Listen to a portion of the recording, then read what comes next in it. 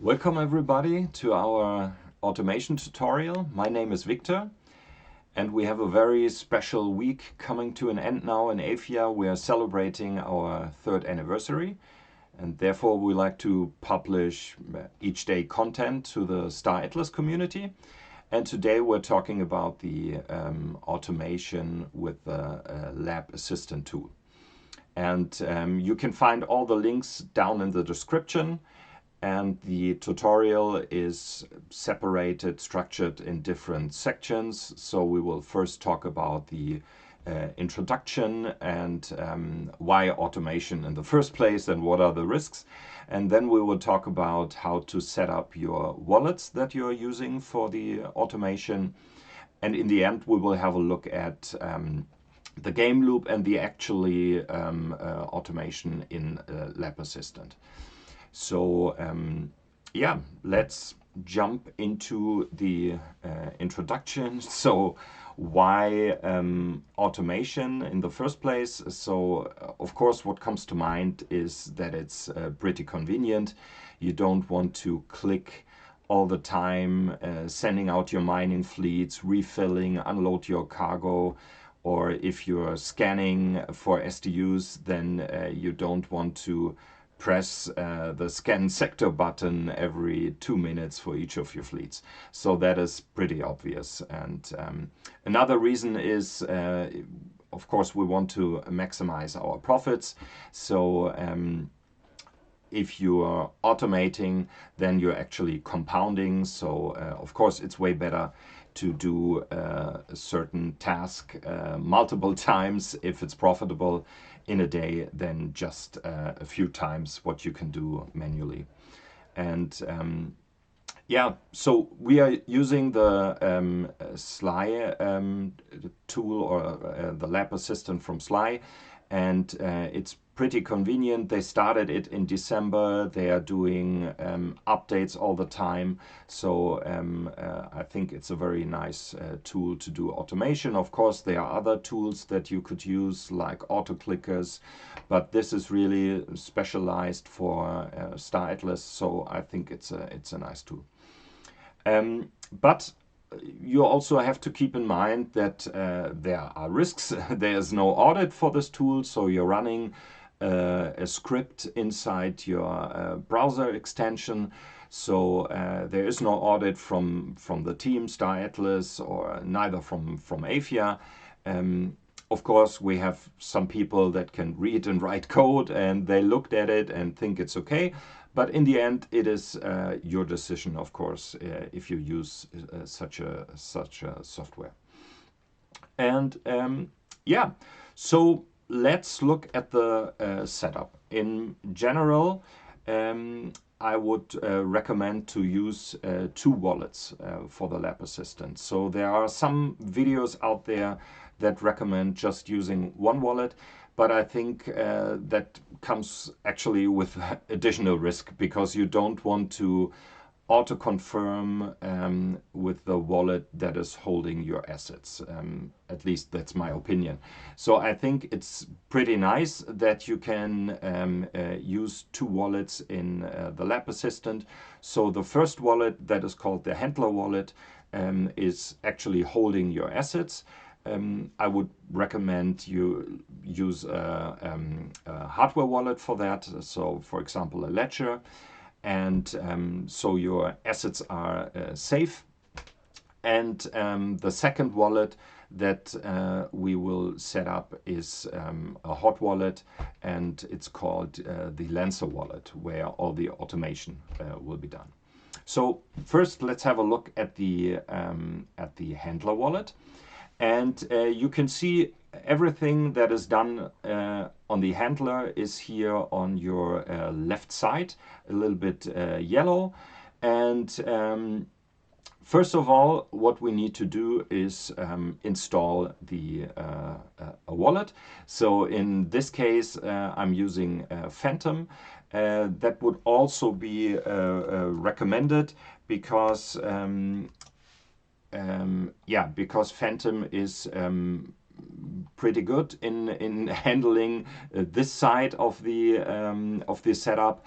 On the Lancer side, I would recommend using Solflare because both wallets can do auto-confirm and auto-connect, but the Solflare wallet, you can set it that it never locks. You might think, okay, that is an additional risk if the wallet is not locked and you never have to enter your password. But I think it's necessary, and it's not the wallet that is holding your assets. And because if the wallet gets locked during the night and you're sleeping, then transactions will stop, and therefore that's not a good idea. Yeah. So that is what I did here. So on the handler wallet we are using the Phantom wallet, and on the Lancer we are using Solflare. So if you set up your wallet, of course, be sure that there is some Solana and some Atlas tokens in there, because you need the Atlas, for example, for crafting.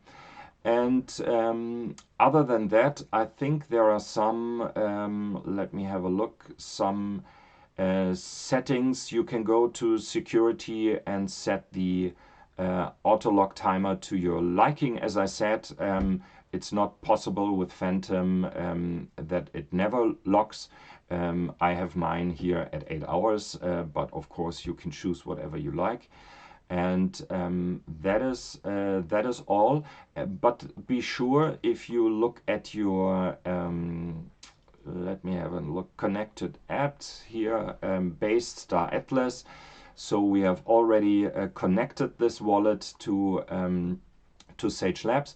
Be sure that you don't have auto-confirm active, because we don't want to have that with the handler wallet, with the hardware wallet. We would only like to activate that on the Lancer side. So yeah, I think that's it in regards to the wallet itself. The next step would be that you need a tool to where the script is running, the lab assistant script is running. That tool is called TemperMonkey. It's extension to your browser. In my case, I'm using the Brave browser. It's already installed, so this would normally say add to Brave. So yeah, I think that is fine. It's the version 5.23 right now, and yeah, that is you get this icon here. Make sure maybe that you have them pinned, that you are able to access them, and yeah, and then the next thing is actually installing the script. So you go to the GitHub. Again, links are in the description, and there are two things that we need to install. One of them is called Sly Assistant User.js, and the other one is the Freelance System Core version 0.5.3. And this one is the one that we are installing on the handler wallet.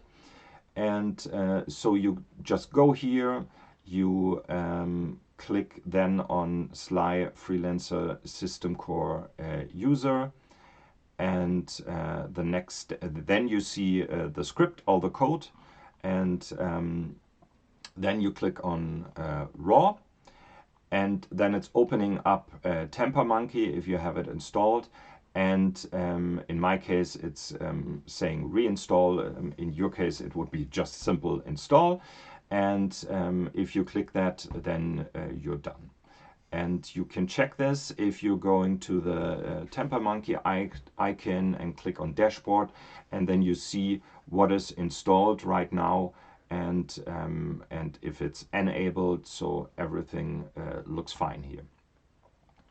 By the way, one thing I forgot to mention, there is also in the description a tutorial guide. It's not created by the team or the Sly team. It's actually someone from the community that did it. I don't know if he didn't put his name somewhere. I think. Oh, here's yeah, he's just saying consider donating to Sly. But the way I understood it, it's not officially from Sly. It's community created.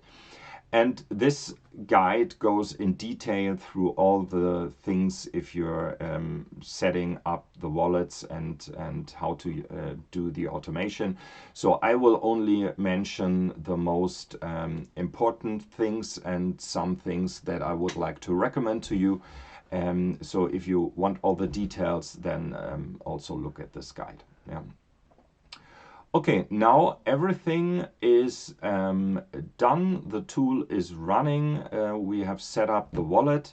And what is also important as a last step, you have to go to your settings in this time in Brave, as I'm using the Brave browser here, and go to extensions and activate the developer mode. Normally that is deactivated by default, but you have to activate it because what we are using here is a user script, and TamperMonkey is not allowing to use user scripts in the default mode. So it has to be on developer mode. Yeah. Okay, so that's all there is to say on the handler wallet for now. So let's go to the right side and have a look at the Lancer wallet. So here we have the Soulflare wallet installed. Same is true, and especially here it is necessary because we want to do automations for crafting. So you need to have some Atlas here.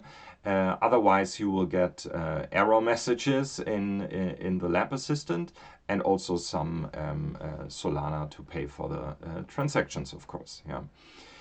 So it is pretty similar. So if we look at the wallet and go to the security, then you can check here. First, we talked about autolog. This is set to never, so this is fine. And let me have a look. Manage applications. Here we have Sage Labs. It's already connected, and it's important that you have set it to auto connect and auto approve. Otherwise, it's not an automation actually, because you have to confirm all the transactions. And of course, we don't want to do that. And so those are the right settings. And other than that, it's pretty similar. So first you have to install TamperMonkey again. Add it to the Brave browser. Make sure that your browser is in developer mode, so it can run user scripts. And then you go to the GitHub, and this time we are not going to the freelance system core, but we are using the Sly Assistant user. And if you click on that, then you see the code. By the way, here you see all the authors who did contributions to the code, and you can also see that Aephia and especially Val Kuenen did a contribution to the code. So of course that is it was just not simple, but just a single task that we optimized. We found out that there is a small optimization problem with warp roots, and yeah, because of that we contributed some code. The Sly team looked at it and said, okay, it's great, and they included it in the next update. Because it's open source, so everyone is invited to do their contributions. And yeah, then you click on raw, and you, in your case, you will see install here, and you can install the script. Afterwards, you can check if you click on the TamperMonkey icon and then on the dashboard, that it is installed and enabled and running and everything is fine. Okay, that is everything there is to say on the setup. Maybe one more thing, also one thing I forgot at the beginning.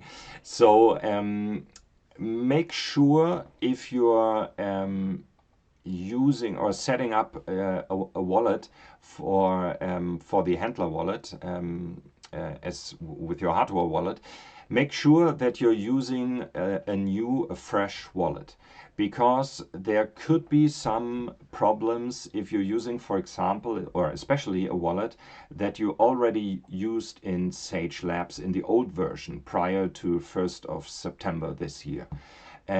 Because then you already created an old player profile, and Lab Assistant has some problems to connect the Lancer wallet with the automation to your handler wallet if there are multiple player profiles, and especially if there are player profiles from the old Sage Labs version. So in general, it should be possible if you have multiple player profiles in the new version, the Starbased version since 1st of April.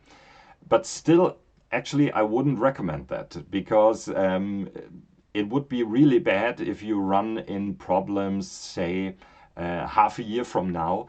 And yeah, that would be really bad. And because if you then need to set up a new wallet, then you're losing all your XP. Of course, you will also lose your XP now if you set up a new wallet, but I would argue now we're still early in the game. So if you want to be safe, of course, I would recommend using a hardware wallet. And even if you lose your XP, but we don't want to run in any problems maybe 2 years from now, and then you lose your XP because you're not able to automate anymore because you had multiple player profiles. So that is pretty important. Make sure that this is all fresh, and then you're good to go. Okay, so now if we we will look at the automation and the game loops, and therefore it is important to not only do the automation but also consider what game loops are actually profitable. So it is actually a benefit to automate them, because that doesn't have to be the case. And if you want to make this decision, then I would recommend that you go to our dashboards, because there is on the gameplay analytics dashboard, there is a tab, for example, small player tutorial. And here you can see for the different game loops in the game, scanning, mining, crafting, and also upgrading starbases.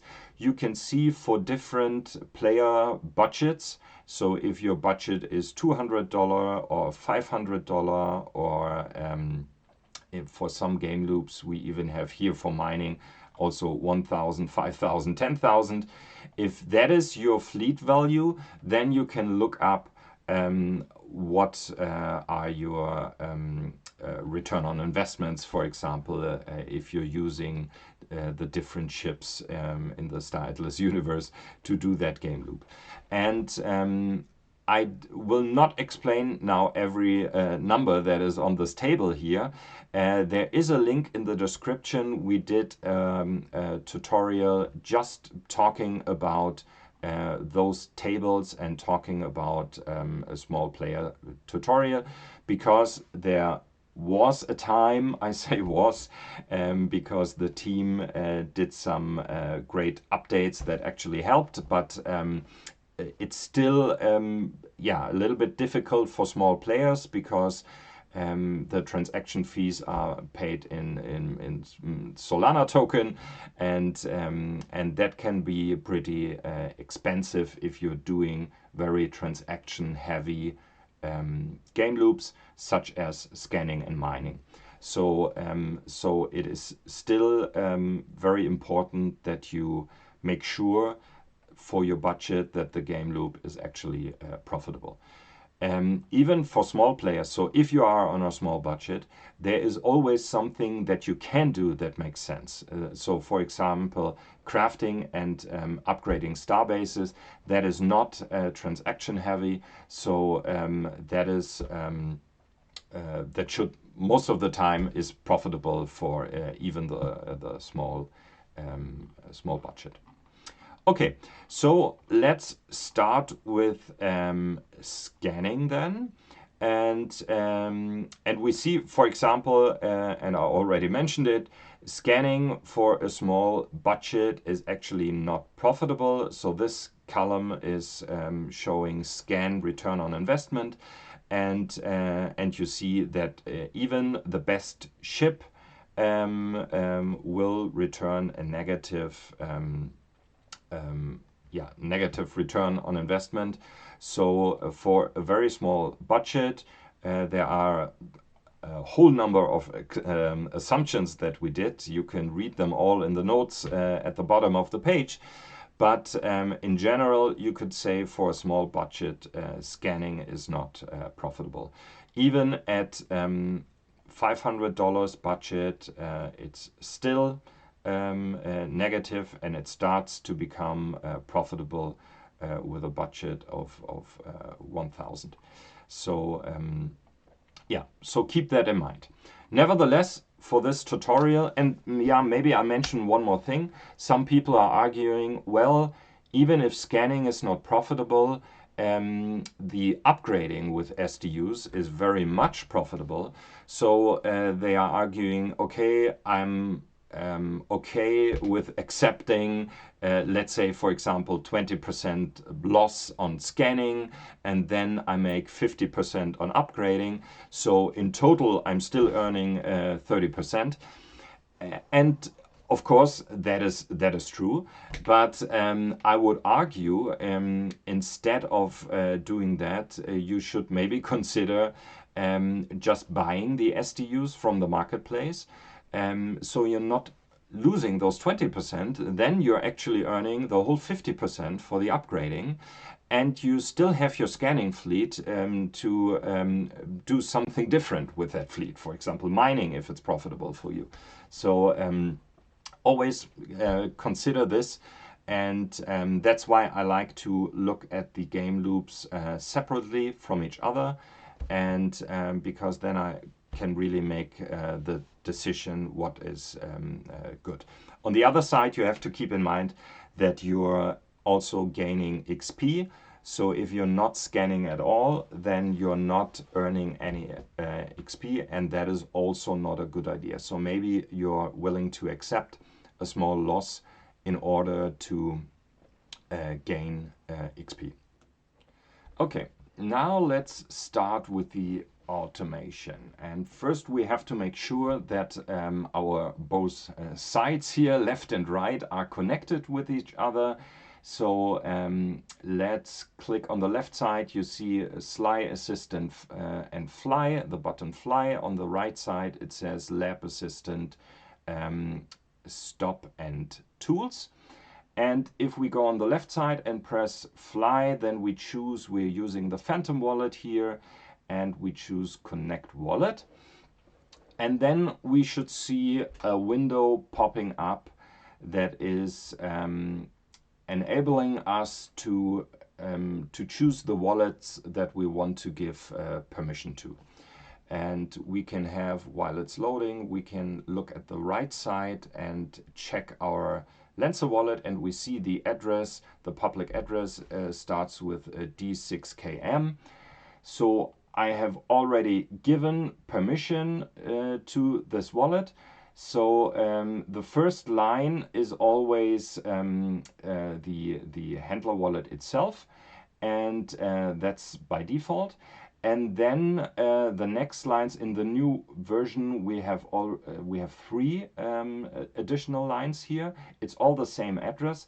I can only assume what is happening here. I think maybe the Sly team is adding a possibility to also give points to the other wallet, but I'm not sure about that.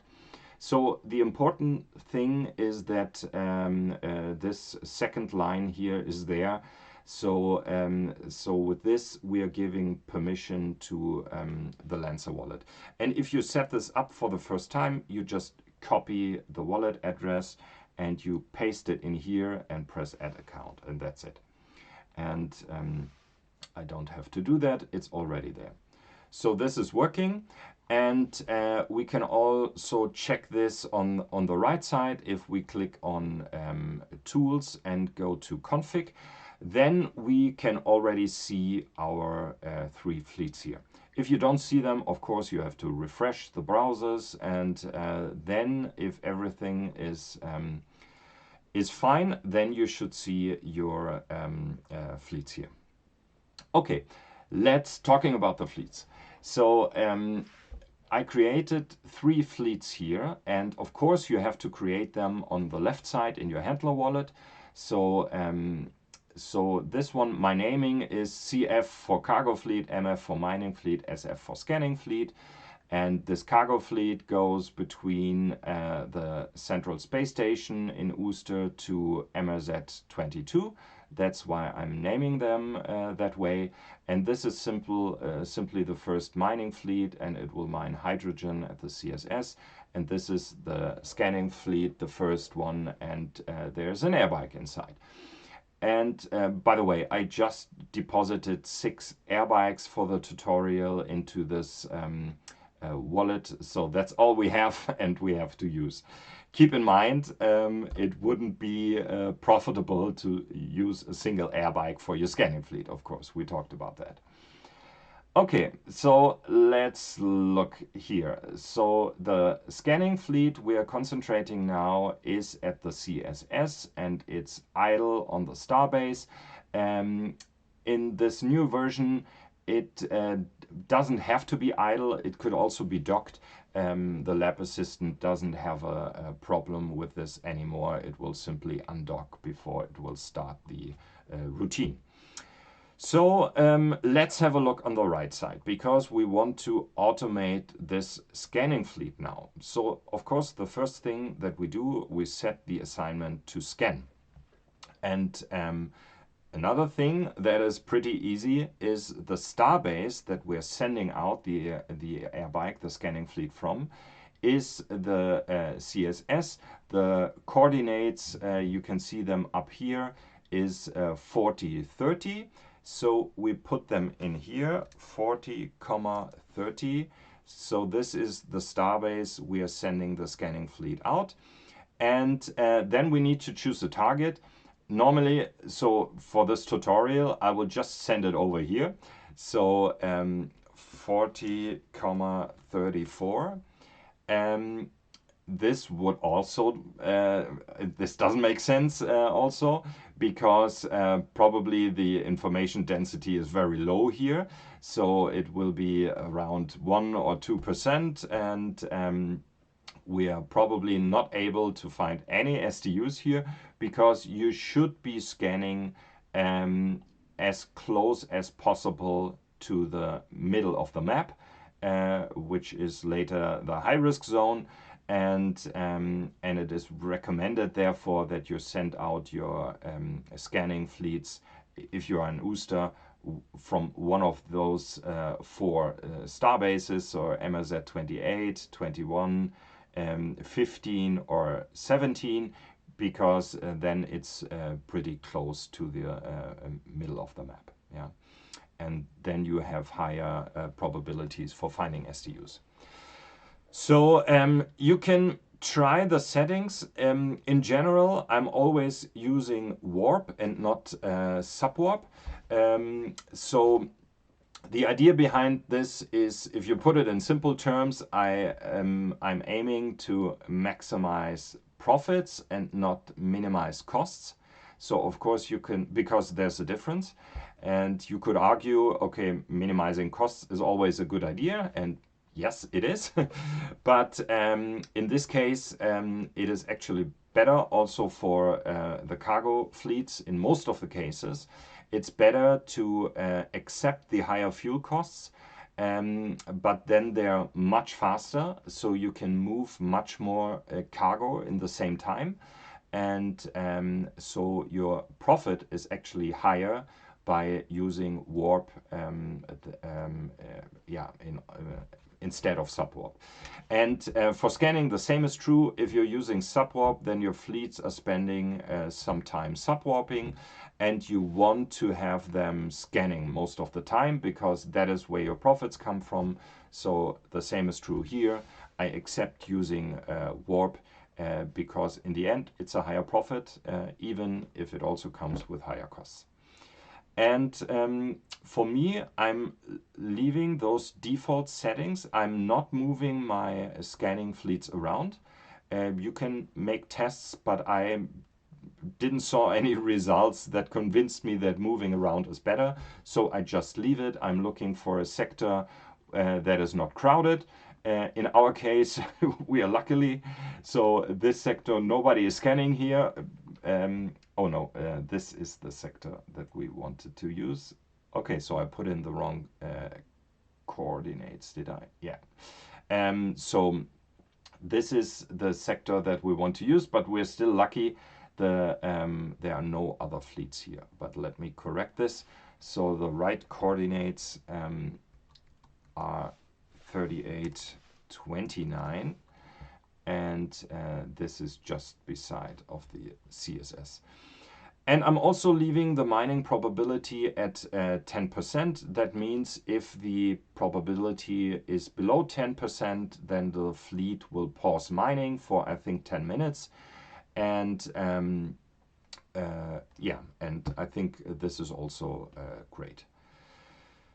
Okay, so we could start this automation and see how it's going. You can go to tools and put up the status window, so you will see what's happening. So we see, okay, nice, it's exiting subwarp for some reason. I haven't done that before. Now it's idle. Now it should dock the fleet to load food for the scanning. That is the next thing that should be happening. Okay, it's not happening. The reason is probably, yeah, okay, it already has food loaded. I think this was a rest. It's not fully loaded now, but okay, I accept that. And it will warp to 3930, so not to our destination, because the airbike can just move for, if we click on another one and go warp, then you see it can just go for 1 square. So that is the reason why it goes here. And now it will subwarp to the second. And that brings me to another idea. Maybe we could also talk about the settings here. So I think those are the default settings. Not sure about this one that we're already seeing with the subwarp for short distances. Maybe this is not activated in default. Then you should activate it, because in general it's a good idea that if you're not reaching the target, you're 1 square short, then it will simply do that last square in subwarp, so you don't have to wait for the cooldown. And so that should in general be a good idea. Let's quickly go through this list. So priority fee, default is 1. Some people are using even 0. I think 1 is also pretty fine because it's 1 Lamport. So you see how many Solana that is. That's not very much. I'm fine with that. There were times in April when we had to use like 10,000 Lamports, 50,000 or 100,000. Luckily, those times are gone. Hopefully they don't come again. If they do, then we need to adjust this. But for now, this is totally fine. The other thing that I'm changing, not sure about these 3 settings, as I said. So you have to also check the save profile selection, but I'm pretty sure this is default. Then also check subwarp for short distances. and check use ammo banks for transport, so it will load ammunition not only in the cargo but also in the ammo banks, and stop transport on error. That is also nice that you see something is not working. What I would also recommend, if you come down this list, then check auto start script. That would mean if your browser is refreshed, then it will auto start the lab assistant script. So that is pretty important. And what's also nice, if you got stuck fleets, that is not happening as much as it did a few weeks and months ago, luckily. So the Sly team really improved the code here. And so at the moment this is set to 0, but of course we want to have this, for example, what I'm using is 2. So if there's one fleet stuck, then nothing will happens, but if there is a second one, then it will reload refresh the browser and restart the script. So let's save this and we're good to go. Yeah. So let's see what our scanning fleet is doing. Let's have a look over here. So we are at our destination right now, and now it's doing the first scan, and the probability is 1%. So it costs us 4 food here with the air bike, and yeah, we didn't found any SDUs. As I said, as expected, I don't think we will found any during this tutorial. But we can see everything is working fine. So scanning is working as it's supposed to do, and so this is great. Let's look at the next game loop, which is mining. So let's first have a look at the profits, and if it's a good game loop for your fleet size. So mining is a little bit similar to scanning. As I said, it's also transaction heavy, not the same as scanning, but pretty similar, because depending on the fleet that you're using, you have to unload your resources and refill every 10 minutes up to 2 hours for really big mining fleets. Yeah.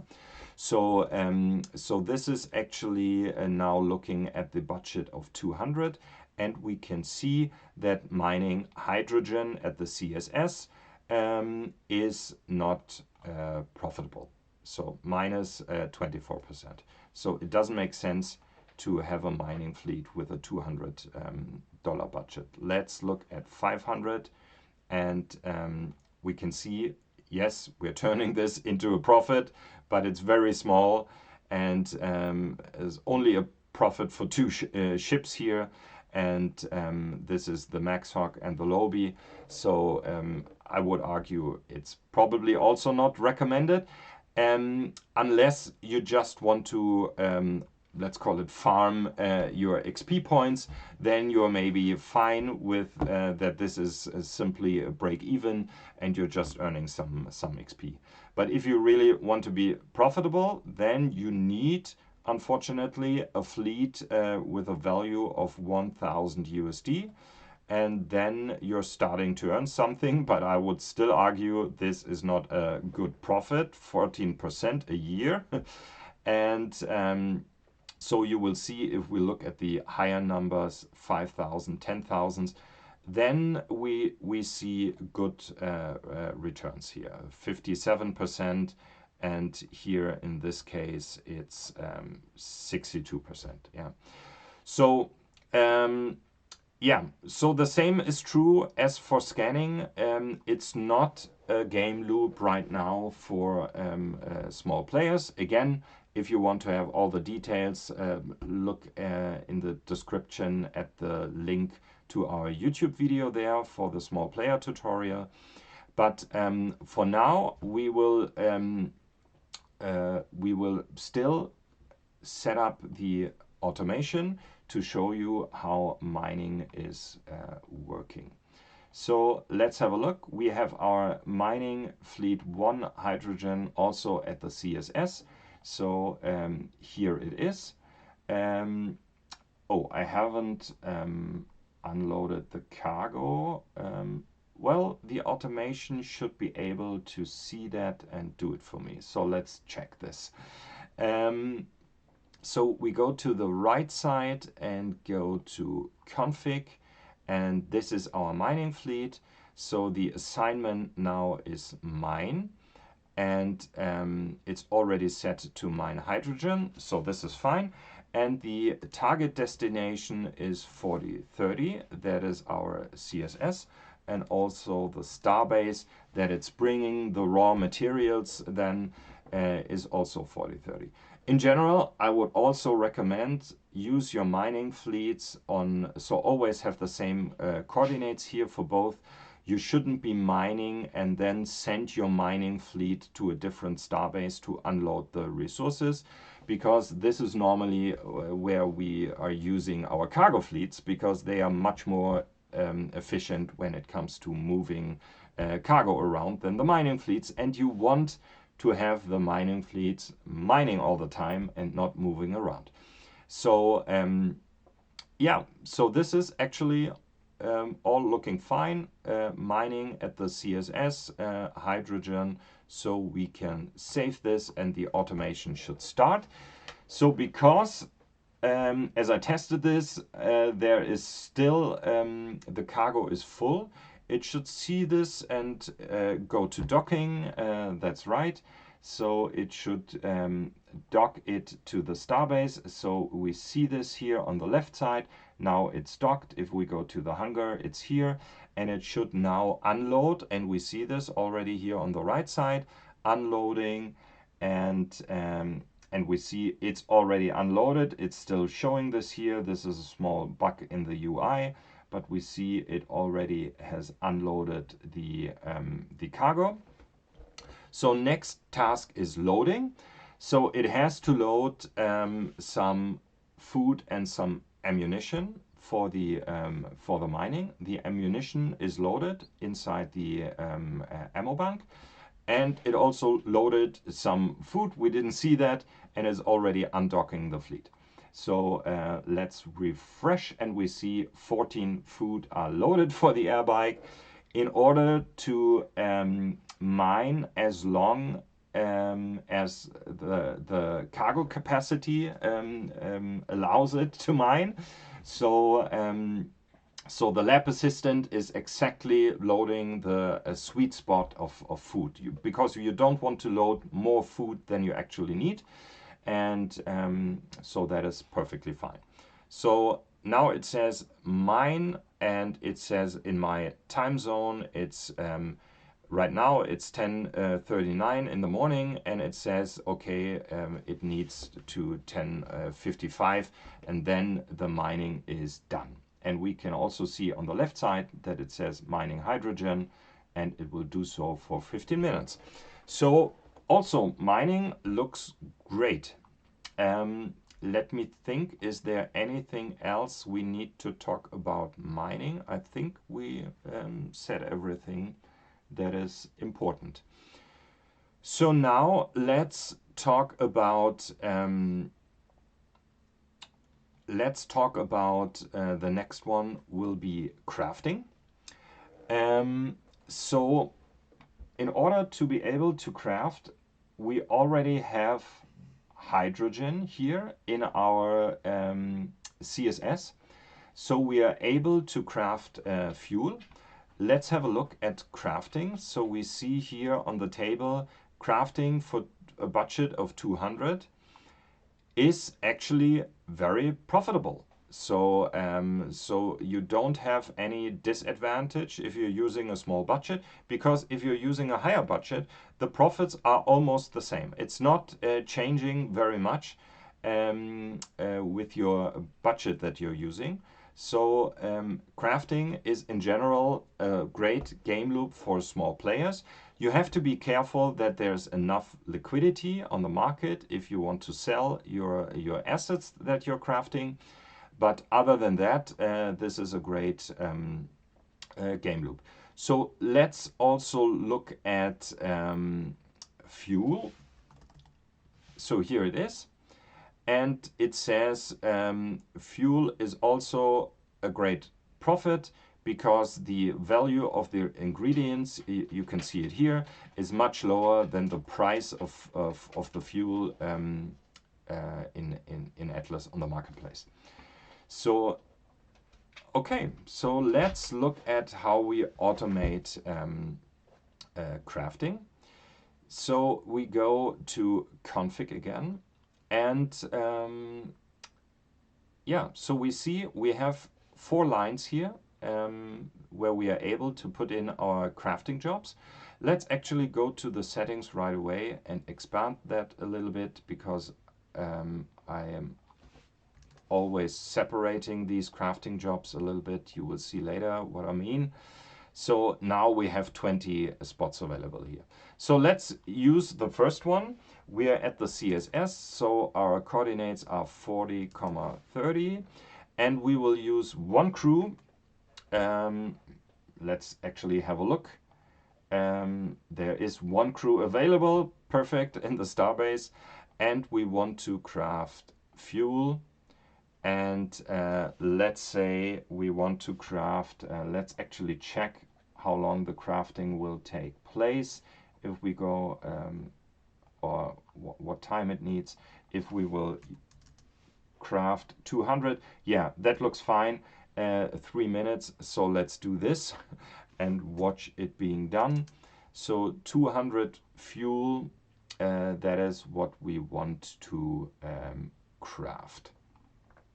So let's check again. 4030 is the central space station, 1 crew, crafting fuel, 200 fuel is what we're aiming for. So let's save this, and we should see then the first crafting job.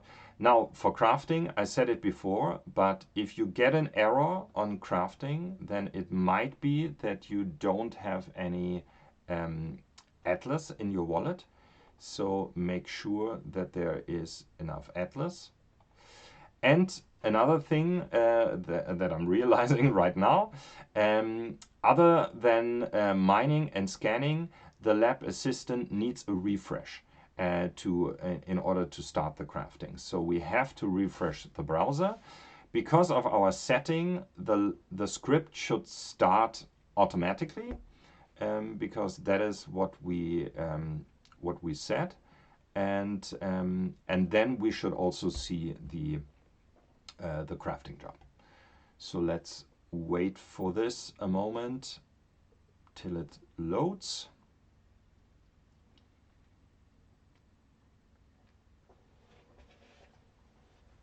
Okay, taking some time. I try another refresh. So I'm not very patient. Let's see if it comes now. Yeah, now it's working. Here we go. So we see the status window, and we see it already started because it says stop. And we see the crafting is already running, and it will finish in 3 minutes. So this is perfect. Let's have a look if the UI on the left is saying the same thing. And we see, yes, we have started crafting job here, fuel, and it's done in about 3 minutes. So this is great. I think that is everything that needs to be said for crafting. So let's go to upgrading, because we will also need the cargo fleet if we go to upgrading, or we will use it, not need it. So let's look at the small budget again, upgrading Starbases, and we see that yeah, returns are very high. But you have to keep in mind, for some of the components, for example, field stabilizers, it's only possible for a few hours. So this is showing yearly rewards. So you're probably not able to earn this as a yearly reward. and also for the other components, it's always you need a Starbase where the components are missing, of course, in order to be able to upgrade them. And but we can see upgrading is great also for a small budget. If we look at 500, that's nearly the same as for crafting, because it's not capital is not, or the size of the fleet, the capital that we're using is not the important factor. What actually is the important factor is crew. So there is a column for net profit per crew. So you can sort the table by this column. So you can actually see what is the most profitable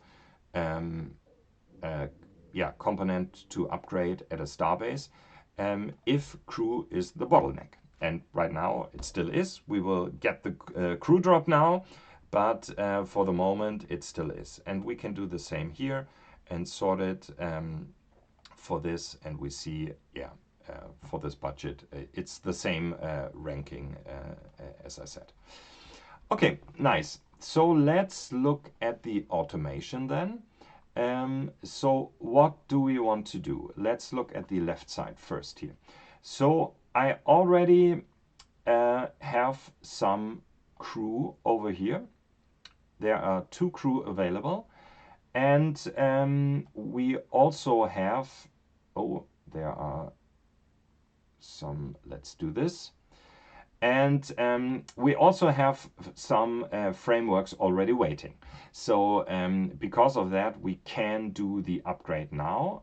Because if we look at MRZ 22, then it's still missing frameworks, and toolkits are supplied, so we are able to upgrade this. So manually we would go here and we would simply select our, let's say 100 toolkits, and with 2 that would need 10 minutes. So maybe let's do 30. So that's again 3 minutes with 2 crew. So that's fine, but we don't do this manually here.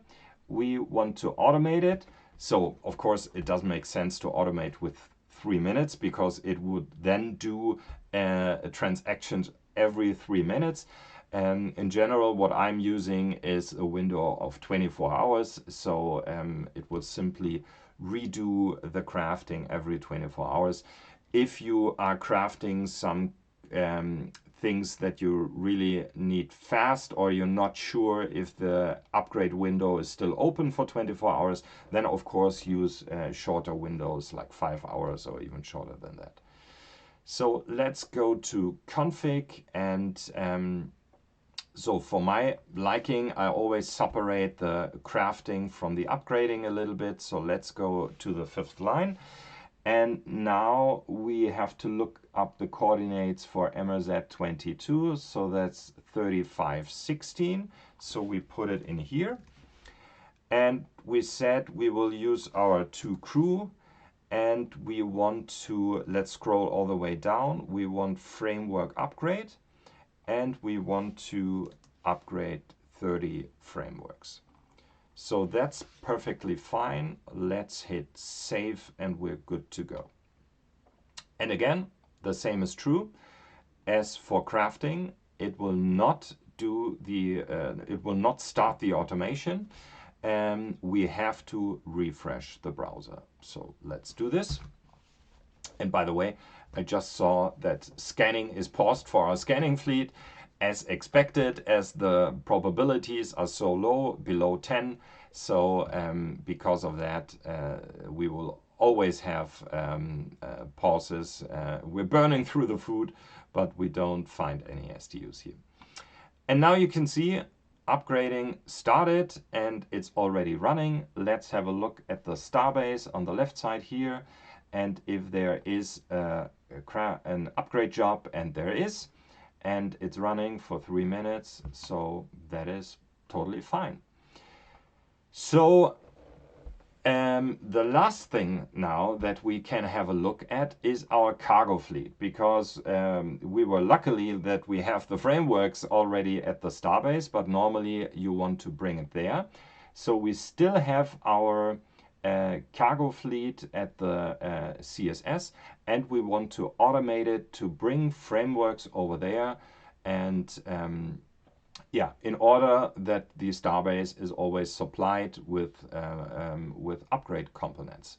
So let's set this up. So we're going to our cargo fleet at the top here, and we assign it to transport. Our target is 3516. So we just entered it down below here. So that those are the coordinates for MRZ 22. And our Starbase is 4030. So as I said, it's going from the CSS to MRZ 22, and it will always refuel at the Starbase, so at the CSS. So that is totally fine. So there's already something in here, so maybe let's put this out. So let's first concentrate here on frameworks. So we want to bring frameworks. The cargo capacity is 249. So we could very well just put this at 249 and send the air bike or our cargo fleet. And that is totally fine for this situation here. But what we could also do is, or I want to talk about it a little bit, what the slide team did here is that this is using some kind of priority system. So the highest priority is always on the left side. So what I'm doing, for example, is because I'm using the Starbase, so there is probably a reason that I also need to bring fuel over there if I'm not mining hydrogen and crafting fuel there. And we are not, because MRZ 22 doesn't have hydrogen. So it might be a good idea to just bring fuel that we need over there also. And you can, if you're wondering why this is set to 300, you can actually overload, or at least put 300 in here. It will simply load what is available, yeah. And in this case, it will also use the fuel tank. So so it absolutely makes sense to not put 249 in here, because then it will probably not use the fuel tank. So let's put 300 in here. And for example, set it like that we're saying, okay, bring 50 frameworks. If they are available at the CSS, bring them to MRZ 22. And if they are not available, then simply load as much fuel as possible. And so I would like to start this automation now. So we will see that it will hopefully load 50 frameworks. Let's check if the fleet is empty. Yes, it is empty. And there's also not much fuel in the tank. So it first probably has to refill and then load the assets that we want to, the cargo that we want to move. Okay, so let's actually save this and see what's happening. So in this case, it's cargo, so it should be start automatically, and it does. Exit subwarp, so that is the first one. So I was subwarping the fleet to CSS. So because of that, the first thing is exit. Now it's on idle. Next thing should be docking. Because we have to load some things here. Yes, so it is docking. So let's go to the hangar and watch what is happening. First thing is refueling. So it knows that the fuel is not enough to go in warp to MRZ 22. So, and it's already loading, and we see that the tank is already full. Let's maybe look at also this one, refresh. And it also already loaded 50 frameworks. And the fuel tank is totally full, yeah. Let's see, but it's not using our cargo space. So actually, we know because of that, it is using less than 150 fuel to get over there and back. And because of that, it loaded the whole 300 fuel inside the fuel tank. So if we really need to get fuel over there, we could also we could actually put this to 500, for example. Yeah, because in order to use the cargo capacity. So let's save this. And but we're not able to see this because it will take the cargo fleet now a long time. It's going. Oh, it's already in the first spot. Here it is. So it's already did the first square, and now it has a cooldown for a short time, and then it will move to the next one, which is probably this one. So it will go over the here and then probably down. So yeah, so that is what the cargo automation looks like. And yeah, and I said everything about the priority system. So this looks all nice. Everything is working that we wanted to do. We are automating our scanning fleet. We are automating our mining fleet. We have a crafting job running. We have an upgrading job running. And we have our cargo fleet in order to supply our Starbase at MRZ 22 with frameworks and fuel. So that is pretty good. So I think we can come to an end. So let's see. So if you have any questions about this, you can of course come to our Discord server at Aephia. We have an open public channel there. You can tag me, Viktor, or ask questions. There are other people that are answering questions there also. And if you need any help with your setup or struggling somewhere, because if you're doing this the first time, it is something yeah, you have to dig a little bit into and learn things about, and it's not so easy. But if it's running, then it's perfectly fine, and normally you don't have to correct things very often unless you want to for strategic reasons. Yeah, so the setup should be a one-time effort. Yeah. And maybe another note, if you're wondering, or I can simply tell you what I'm doing.